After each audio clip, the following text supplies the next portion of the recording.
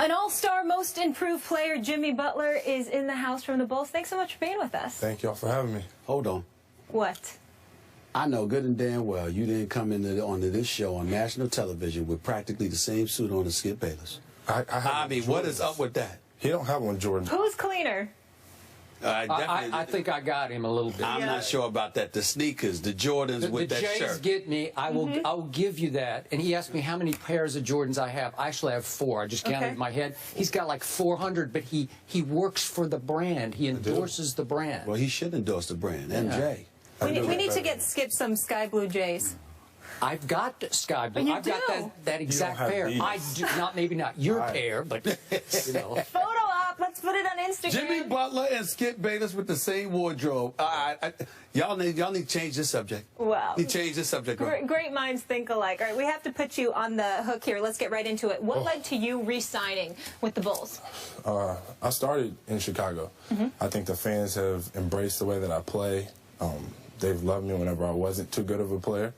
And now I guess I'm okay. I'm pretty decent. So I think it was a place for me. Incredible. Well, you're better than decent. I'm proud of you, bro. Because first of all, let's make sure we understand this. The 20-point average, you know, the 35% shooting from three-point range, the 46% shooting from the field, being an all-star, the most improved player, defending better than most in this league. But more importantly than that, you're somebody who bet on yourself. You and I were together like the first game of the season in Chicago, and this guy couldn't reach an agreement with the Chicago Bulls, so he bet on himself, and this is what happened for you. I want to know how tough this season was for you. Were you worried at all, knowing that a contract year was coming, you bet on yourself, and obviously any kind of injury or anything like that could have cost you millions of dollars? It crossed my mind, but I was so confident in the work that I put in last summer that I knew what I was capable of. I knew what I was going to do this year.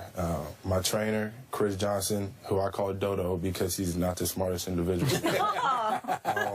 Wait, he's sitting across the floor, right? He's definitely over there. Way to go, Dodo. Dodo. He prepared me extremely well, and he's doing the same thing this summer, and I'm still working to get better. Go ahead, Skip. Do you want to ask about Derrick Rose? Well, it's definitely coming. Okay, we got to do it. Go ahead. I'm going to tell you what I hear from a lot of people I know in Chicago, where I once worked. That Derrick Rose is a little threatened by you because you have emerged as, at this point in your career, maybe a little better all-around player than he is, given his knee issues, which are ongoing. And that he's just a little threatened. You've been quoted as saying you have absolutely no problem with Derrick, and I believe that 100%. But have you felt, or how much have you felt, a little friction on his part back to you? I don't think it matters. If we win, this isn't an issue. But since we lost, it's an issue. I think it gives y'all something to talk about, to tell you the truth. Okay. But if we win the championship, nobody's worried about any of that. The only reason that it came up is because we lost. I don't think we have any beef or whatever you want to call it. I think we just want to win. We didn't win, so now we're beefing. Now we have problems with each other, and I don't think that's the case. Have there been any minor incidents on his part back to you? No. Little things that he would say? No, I think he's always been supportive of me being aggressive, especially on offense. We all know that I'll be the aggressor on defense. So, I mean, from what I can tell, the guy's always been in my corner. For the record, I've never believed that for 1 second for 2 reasons. Number one, Derrick Rose's personality, that's not him. Yeah. Number 2, and more importantly, the greater Jimmy Butler is, the better it is for D. Rose because it takes more pressure off of D. Rose. And we've always said for years that D. Rose needed some help at the guard spot so he could get somebody that could feed off of him and he can feed off of them and they can go from there. Based on what you saw this year, however, with Derrick Rose, how confident are you in him moving forward from a health standpoint? Because even though he had some great moments, here's my issue with Derrick Rose, the consistency. Because that last game, that when y'all didn't show up, he got outplayed by Matthew Dellavedova. That was a problem for me. And ain't no way. Matthew Dellavedova, no disrespect, I like him. He shouldn't even be mentioned in the same breath as Derrick Rose. Agreed. I don't know. I think we came out flat, and then at a certain point in time, that was the game. I don't think that's the way it's supposed to be, but I think that's what happened. I don't think there's a problem with that. I'm confident in the group of guys that we have. You know, we basically got the same team back with the addition of Bobby Portis, our new rookie. But I'm comfortable where we're at. You know, new coach, but we'll be all right. Why would you be comfortable considering how the season ended and the fact that you guys just got to the semifinals of the Eastern Conference? If a championship is the objective, the roster stays the same. What would make you feel comfortable? We're getting to know each other a lot more. We everybody didn't play together. You know, me and Derek for the first time, really, with the addition of Powell. Everybody's in a different role. Now I think everybody understands their role. So moving forward, I think everybody's okay. Everybody's okay with me being much more aggressive on offense like I wasn't the past few seasons. So it's all a building process. It's all a learning curve. So I think we're ready. You made your name in this league on the other end of the floor, the defensive end. How hard is LeBron James to guard? I mean, you see what the guy does on a nightly basis. He's one of the best players to play the game. You have to give him credit for that. But I look forward to it. I think guys respect guys that don't back down from challenges, you know, and that can guard and then go score on the other end. I just think he's a hell of a player, along with a lot of other players in this league. But he put that team on his back. He made that team go. I wanted to transition back to Chicago for a second in terms of Tom Thibodeau. I mean, he coached there the last 5 years. He's universally recognized as one of the better coaches in the NBA. Y'all won 50 games last year. You get to the semifinals of the Eastern Conference, and Tom Thibodeau is without a job. What was it like last year? Because he clearly had lame duck status attached to him as a coach, regardless of what anybody tries to deny. That was a fact, and it's proven now that he's gone.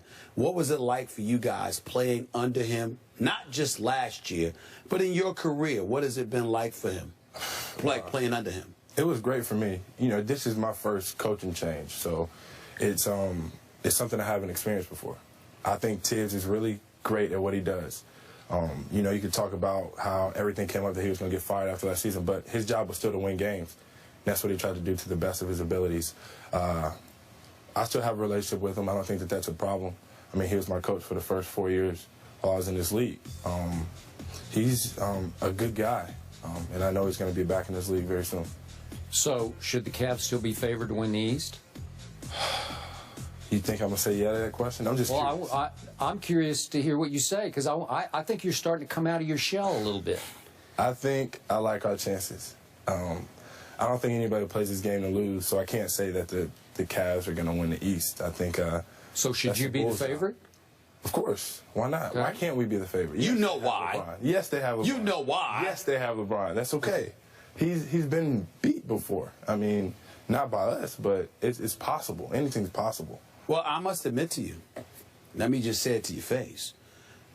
Last year, we walked into the season, and the mentality was it was about Cleveland and Chicago. Even though Atlanta came out of nowhere, I knew they weren't beating Cleveland in the Eastern Conference Finals, and they lucked up with the seeding that they had, because I felt if they faced y'all, they probably would have lost to y'all in the playoffs. Having said all of that, this is a different year. And when we talk about Cleveland, forget Cleveland. That's a given. Because of LeBron, they'll be there. I think Miami has eclipsed y'all. Oh, really? Has eclipsed. Yes, I said it. I said it. Okay. I mean, I know they got you, and they got Derrick Rose, and I'm a fan of Pau Gasol's. I don't know about the health of a Joakim Noah. That's a question mark. I don't know what Hoiberg is going to bring to the table, because he's replacing a great coach in Tom Thibodeau, all right? But I look at Miami. Dragic's a good pickup. D-Wade is coming back. Bosh will be healthy. Whiteside is no joke. Deng is no scrub. And I like the additions they added with rookie Justice Winslow, Gerald Green, Amari Stoudemire. I look at the Chicago Bulls, and I'm not going to lie to you. I see the same old Bulls. Y'all are tough. Y'all ain't going to back down anybody. You got a lot of heart. You ain't scared of anybody. You're going to make the playoffs. But I think Cleveland and Miami are better right now. Okay. I can't change your mind. You are who you are. I will say that, but I'm sticking with us. They got two Houston guys in Winslow and Gerald Green too, so that's right. Us Houston guys. That's right. Got some stuff too. Which means that's even more reason for you to be confident in them, because you believe in yourself and your homeboys. Yeah. So you got two homeboys that's on another team. You making my point. I like my city, but Chicago's my city now. Like, I've embraced it. They've embraced me. We got to take it. We have to. Listen, if you don't believe in yourself, nobody else will. Right, Clearly, we're not done. Will you stick around? I'll be here. All right. More Jimmy Butler after the break. This is Mellow First Jimmy Take Butler. from L.A. He's Cali cool right now. That's Kind the, of sound that's like the he got city a Barry we're in. White voice. Ball with Jimmy Butler. And Skip, we'll let you take I over. want to know a little bit more about Jimmy Butler, the emerging star. I read the other day that you had the guts to admit publicly that you actually like Taylor Swift's music. Could you please explain yourself? Well, we won't talk basketball. We'll talk a little Taylor Swift. Yeah. Her music's very catchy. Don't judge me. I think that it's something that I can listen to before a game because it's up to beat. It used to be country. I'm a big country fan. He's big, but he's Houston, Texas. I am. Okay. She's talking about Texas, by the way. And she switched over to like more pop. And so, I dance and I sing to it, and I end up on the internet because of Nas and some of my other teammates. And, I get hounded for it, but I am who I am. It's her or the music? The music. It's the music. It's the music. But I will tell you this. Look, man, I'm a Katy Perry fan. You see? So, I mean, What's your jam? That's a teenage. I mean, the California girls with her and Snoop Dogg. I mean, the whole bit. I love Katy Perry. Love Katy Perry. And then, some people say Taylor Swift, but I say Katy Perry, and I'm from Hollis, Queens, so it's all right. It's all right. Skip, you have anyone you want to share? Yeah, I don't know. It's not about me. It's about Jimmy. That's right. It's about. But let me say this. As you look at so many players in the NBA, to piggyback off of what Skip was asking you, what do you think makes you different than what exists in the NBA today from other players? I think I am who I am. On the floor, off the floor, I'm not going to change. I'm from a small town, not supposed to be here talking to y'all right now. Not supposed to be in the NBA, but I'm here. That doesn't change who I am as a person. I still love, all of my fans, all the people that helped me to get here. And I'm going to continue to be that. After my career, while I'm playing, I will be who I am. Let's go back to your basketball team. Coach Tibbs was who he was, maybe to a fault. Give us some insight into why that decayed and finally ended so badly for him in Chicago. I don't know. I don't think that's my job. That's the general management job. My job is to play basketball, help win games. Obviously, I did not have a problem with Tibbs. I think we have another great coach in Hoiberg. From where I'm sitting down, talking to him and listening to what he has to say and his plan moving forward, I think he knows what he's doing. Give me some insight into how concerned the team is, how concerned you think the city is, that the window of opportunity that y'all have is diminishing before our very eyes. Some people look at you guys and think that. To that you say what? I think we have to prove ourselves. We have to win. We can't keep saying this is our year, this is our year, this is our year, and not make it happen. It is a concern, but I really think that we're capable of it. If everybody stays healthy and we just play together and play hard, we really can win. But, I'm just saying it. Like I said, last year and the year before that, we got to make it happen. So your ex-coach played you more minutes than anybody. Do you want the new coach to cut that down just a little bit? Because I think management wanted it cut down just a little bit. Yeah, I want to play because when I was a rookie and I wasn't playing, I always was nagging, I want to play, I want to play, I want to play. Well, he gave me more minutes than anybody in the league. I can't complain, and I never will complain. I love this game. If that's what my team needs me to do, that's what I'm going to do. Play however many minutes. Let's go back to your belief that your team can contend. I've already told you I think Miami and Cleveland are better in the East. Yeah, you heard me the first time, but my thought wasn't complete, Barry White. It wasn't complete, okay? Here's the deal.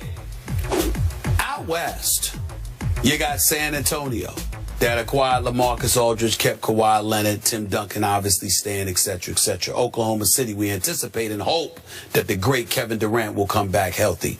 DeAndre Jordan came to his senses and decided to stay in Los Angeles instead of thinking. Say what? Houston kid. Yes, that's right. No, Houston Rockets, by the way. Okay, you look at all the things that transpired in free agency.